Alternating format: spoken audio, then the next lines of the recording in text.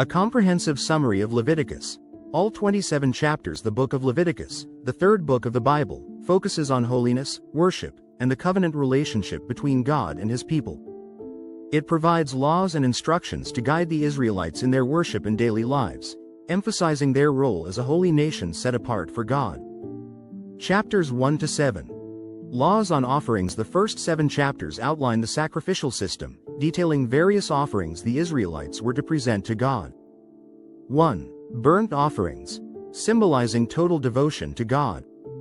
2. Grain offerings, acknowledging God's provision. 3. Peace offerings, expressing gratitude and fellowship with God. 4. Sin offerings, seeking forgiveness for unintentional sins. 5. Guilt offerings, making restitution for sins against others or sacred things. These offerings reinforced the concepts of atonement and worship, reminding the Israelites of their dependence on God. Chapters 8 to 10. The priesthood. These chapters describe the ordination of Aaron and his sons as priests. Moses followed God's instructions to consecrate them for their role as mediators between God and the people. However, the narrative takes a tragic turn when Nadab and Abihu, Aaron's sons, offer unauthorized fire before the Lord. They are struck down as a reminder of God's holiness and the seriousness of worship. Chapters 11 to 15. Laws on purity. Leviticus provides guidelines for maintaining ritual cleanliness, addressing various aspects of daily life.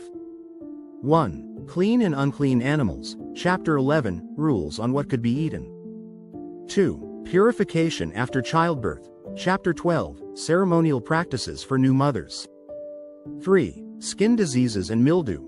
Chapters 13 to 14, instructions for diagnosing and cleansing diseases. 4. Bodily discharges. Chapter 15, rules for maintaining purity in relation to health. These laws emphasize the need for holiness in every area of life, reflecting God's purity. Chapter 16. The Day of Atonement. This chapter describes the annual Day of Atonement, Yom Kippur, a sacred day for the atonement of Israel's sins.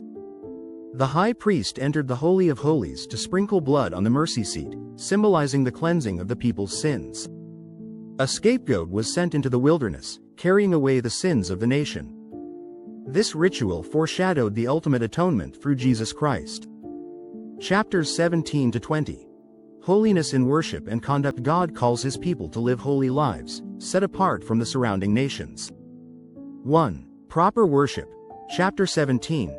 Sacrifices must be offered only at the tabernacle. 2. Moral purity. Chapter 18. Prohibitions against immoral sexual practices. 3. Laws of holiness. Chapters 19 to 20. A wide range of laws addressing social justice, honesty, and respect for God. Central to these chapters is the command, "Be holy, because I, the Lord your God, am holy." Leviticus chapter 19 verse 2. Chapters 21 to 22. Holiness of the priest. Special standards are set for priests, emphasizing their unique role in leading worship. Priests were to maintain ceremonial purity, avoiding defilement, and offering sacrifices without blemish. Chapters 23 to 25. Holy days and the Sabbath year. These chapters describe the sacred festivals and sabbatical practices that structured Israel's worship and life. 1. Festivals. Chapter 23 includes the Sabbath, Passover, Feast of Weeks, and others.